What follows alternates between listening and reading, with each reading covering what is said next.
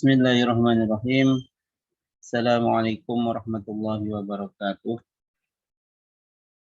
Alhamdulillah wa syukurillah ala ni'matillah la haula wa la quwata illa billah wa ba'du. Kepada yang berbahagia, teman-teman mahasiswa program studi Hukum Ekonomi Syariah dan program studi Ekonomi Syariah, pada semester dasar ini alhamdulillah kita masih dapat berjumpa kembali, masih tetap diberikan kesehatan sehingga kita masih tetap istiqomah untuk melaksanakan perkuliahan kita pada semester dasar tahun 2021-2022. Pada kesempatan yang berbahagia ini, saya diamanahi oleh fakultas untuk mengampu beberapa mata kuliah, yang diantaranya salah satunya adalah akuntansi dasar ya, atau pengantar akuntansi. Mata kuliah ini tentu sudah tidak asing di telinga teman-teman mahasiswa, karena memang di prodi Hukum Ekonomi Syariah atau di prodi Ekonomi Syariah, mahasiswa paling tidak harus memiliki bekal wawasan tentang pengetahuan akuntansi atau pengetahuan dasar akuntansi, agar pada tahap selanjutnya, khususnya untuk mahasiswa Hukum Ekonomi Syariah, dapat menelaah atau setidaknya mampu untuk membaca beberapa hal penting di dalam laporan keuangan syariah. Kenapa ini menjadi bekal yang penting bagi teman-teman mahasiswa? Karena ketika Anda nanti lulus, kemudian kebetulan ya, Anda ditunjuk sebagai seorang lawyer gitu ya, atau pengacara untuk sengketa bisnis syariah yang berkaitan dengan bank syariah. Nah, salah satu aspek yang nanti akan Anda analisis yaitu adalah laporan keuangannya. Nah, kalau dari awal sejak Anda kuliah tidak dibekali dengan mata kuliah akuntansi, maka tentu Anda akan bingung nantinya ketika harus berhadapan dengan laporan keuangan syariah dan Anda sebagai lawyer posisinya memecahkan persoalan-persoalan yang rumit yang terjadi antara pihak-pihak yang terkait. Itu yang pertama. Kemudian untuk mahasiswa ekonomi syariah, nah ini tentu menjadi bekal untuk melangkah pada semester berikutnya. Nah, di semester berikutnya nanti Anda akan diberikan mata kuliah pengembangan yang berkaitan dengan akuntansi syariah, akuntansi keuangan syariah. Ya, kemudian yang itu merupakan lingkup dari beberapa akuntansi dasar seperti akuntansi jasa, akuntansi dagang, akuntansi industri, ya, akuntansi sosial yang berkaitan dengan zakat, infak, sedekah nanti itu banyak sekali saya kira.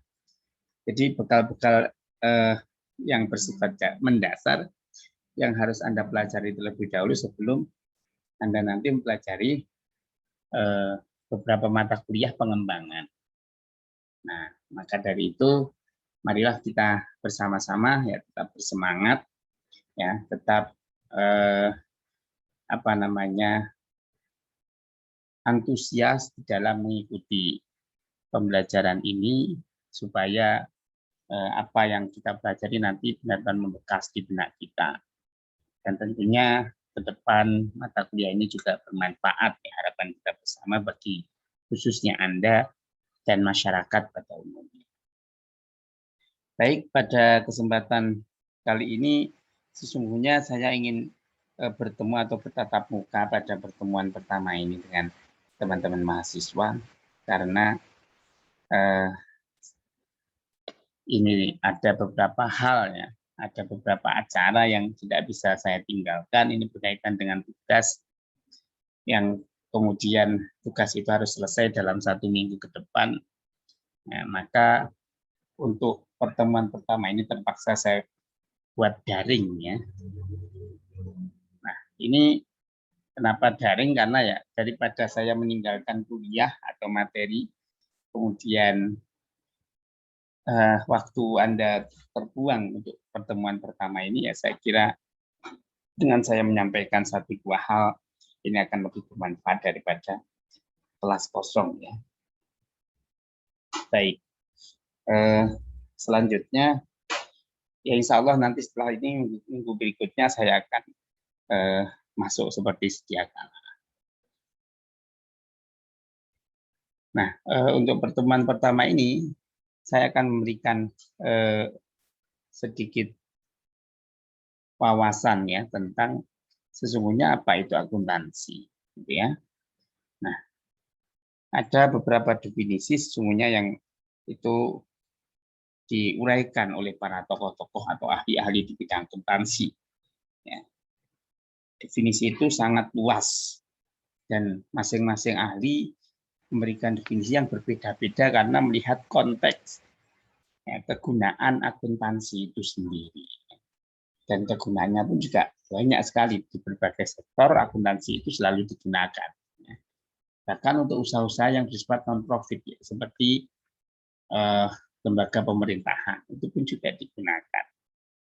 Nah, dengan kegunaan atau manfaat yang cukup luas tadi, maka kemudian definisi akuntansi menjadi beragam. Tapi di sini karena pembelajaran kita pada dasar-dasar akuntansi ini adalah lebih berfokus pada akuntansi jasa, ya, dan nanti juga setelah pertengahan semester kita akan belajar akuntansi dagang, hanya itu saja. Maka di sini saya memberikan definisi 2 hal ya berkaitan dengan akuntansi. Nah, definisi yang pertama ini menurut fungsi dan kegunaannya. Nah, apa itu akuntansi? Ya, akuntansi adalah aktivitas jasa yang berfungsi memberikan informasi kuantitatif mengenai kesatuan-kesatuan ekonomi, terutama yang bersifat keuangan, yang bermanfaat dalam pengambilan keputusan. Nah, pada intinya bahwa akuntansi ini merupakan aktivitas jasa ya, yang fungsinya memberikan informasi kuantitatif. Kuantitatif itu adalah angka-angka tadi mengenai kesatuan ekonomi, kesatuan entitas ekonomi. Jadi informasi kuantitatif pada sebuah usaha atau lembaga perusahaan, gitu ya.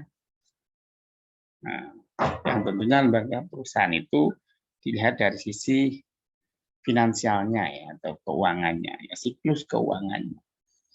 Nah, ini fungsi dari akuntansi atau definisi dari akuntansi menurut fungsi dan kegunaannya.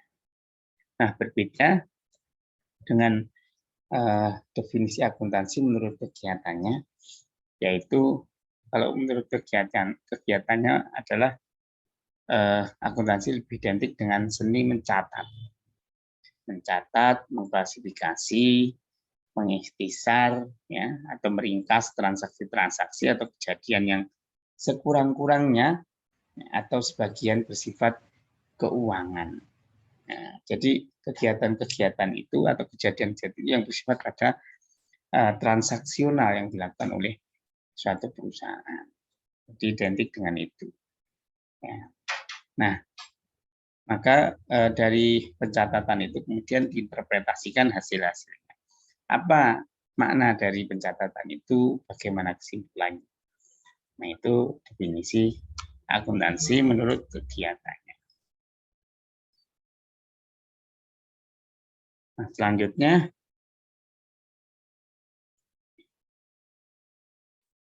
pembagian akuntansi ini dibagi menjadi 3.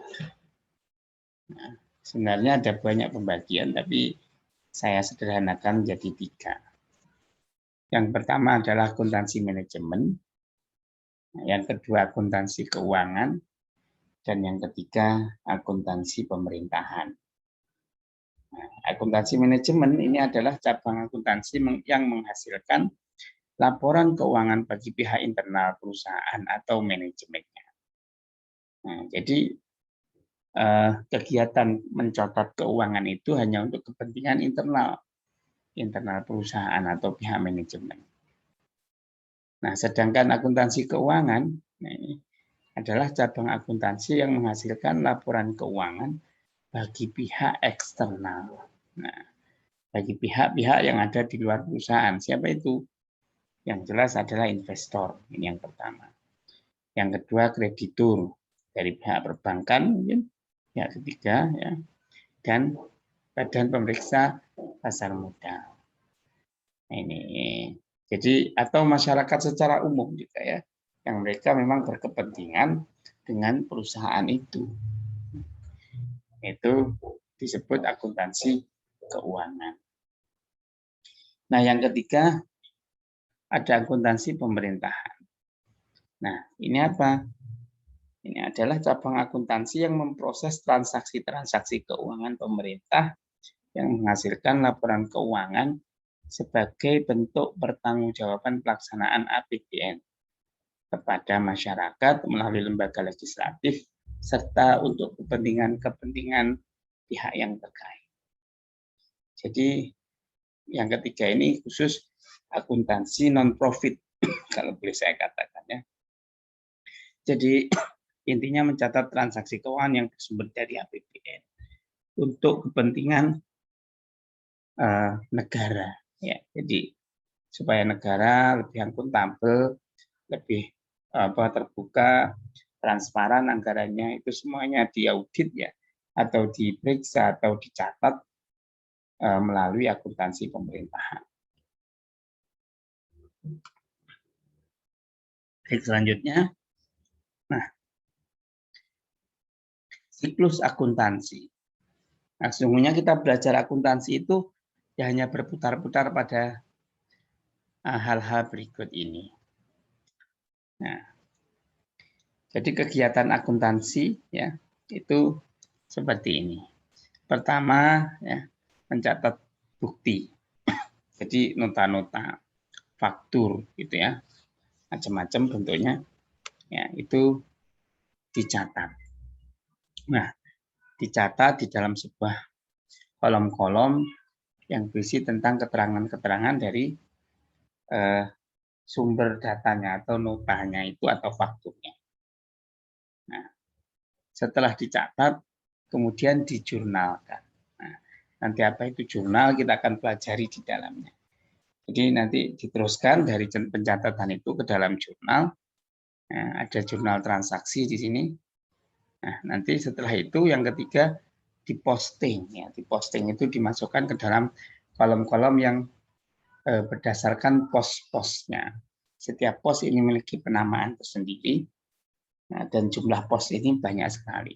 Ya, sesuai dengan catatan yang ada di dalam jurnal. Jadi rujukannya adalah jurnal itu sendiri. Nah, posting itu disebut sebagai buku besar. Nah, ini. Kemudian yang keempat, ada istilahnya menyesuaikan buku besar. Nah, setelah diposting buku besar, biasanya terus dibuatkan neraca saldo ya. Nah, setelah neraca saldo, biasanya di akhir bulan masih ada transaksi yang tersisa atau tersambung dengan bulan berikutnya, maka harus ada penyesuaian. Penyesuaian itu ya berkaitan dengan saldo-saldo. Misalnya sudah membayar lunas di awal, ya, dana itu untuk 2 bulan. Nah, peralihan antara bulan pertama dengan bulan kedua, ya, itu harus disesuaikan. Jadi dana yang dipakai berapa, ya, kemudian dana yang masih tersisa berapa.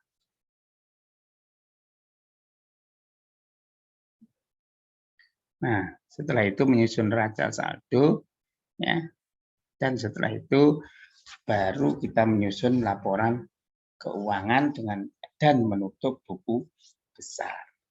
Nah, itulah kegiatan dari akuntansi. Nah, laporan keuangan nanti ada laporan perubahan modal, laporan laba, laporan arus kas, itu macam-macam. Kalau di akuntansi syariah ada laporan konsiliasi zakat, ya, sodako infak itu, dan sebagainya.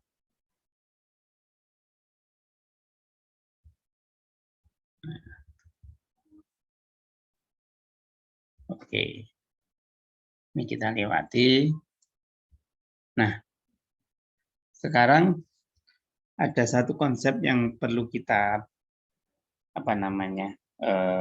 pahami di dalam akuntansi. Namanya konsep entitas terpisah. Apa itu konsep entitas terpisah? Nah, konsep entitas terpisah ini bisa dimaknai sebagai adanya satu perusahaan yang didirikan oleh seseorang, ya, atau beberapa orang, itu dianggap terpisah dengan pemiliknya. Nah, terpisah dalam hal apa? Terpisah dalam hal harta. Jadi, kekayaan yang dimiliki perusahaan itu bukan milik dari pemiliknya. Jadi itu yang jadi prinsip utama. Kenapa demikian? Ya supaya nanti pencatatan yang berkaitan dengan perusahaan, ya, itu akan lebih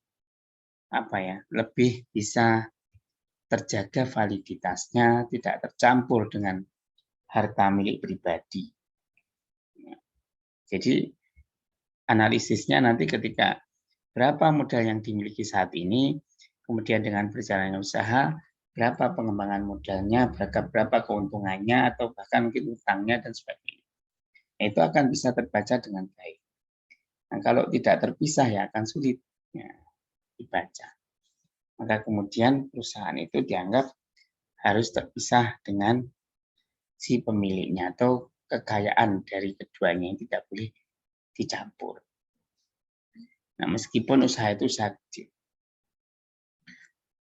Nah, ibaratkan begini, Elisa ini adalah seorang pengusaha salon yang menyertakan modalnya ke salonnya, ya, salon Elisa. Ini modalnya 10 juta. Nah, maka kemudian ya, salon Elisa ini memiliki harta ya, sebesar 10 juta. Nah, harta yang ada di salon ini merupakan bagian dari kepentingan Elisa untuk mengembangkan usaha salon. Maka kalau secara sederhana bisa dicatat harta salonnya 10 juta ya, dan kepentingan Elisa, ini bagian dari tujuan Elisa mengembangkan usahanya itu, ya, kepentingannya sebesar 10 juta itu, sesuai dengan harta yang diberikan. Nah, artinya bahwa di sini harta sama dengan kepentingan pemilik. Itu.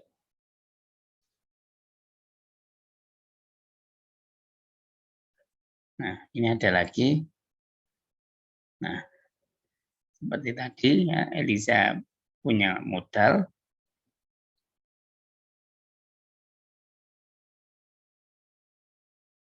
Nah, ada pihak ketiga, namanya kreditur. Kreditur ini anggaplah seperti bank. Ya.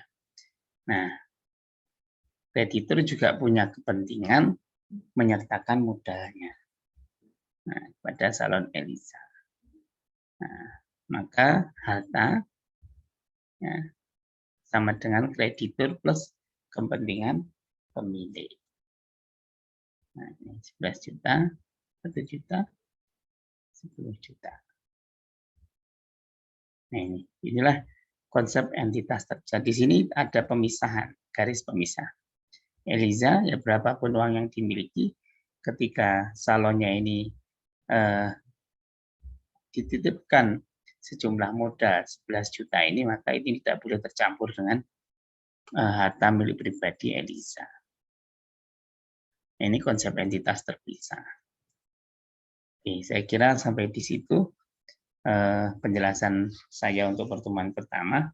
Selanjutnya nanti kita akan perdalam ya berbagai hal yang berkaitan dengan konsep entitas terpisah, yang nanti ujungnya kita akan melakukan sebuah analisis ya, analisis transaksi namanya. Nah, sebelum kita masuk pada penjurnalan, maka analisis transaksi ini menjadi sesuatu yang penting untuk memahamkan kita bagaimana seharusnya kita mencatat laporan keuangan yang sesuai dengan pos-posnya. Nah, saya kira itu dari saya. Bila ada kurang lebihnya mohon maaf, dan bila ada pertanyaan silakan disampaikan melalui grup WhatsApp ya. Nanti akan saya jawab. Sekian dari saya. Akhiran wallahu muwaffiq. Assalamualaikum warahmatullahi wabarakatuh.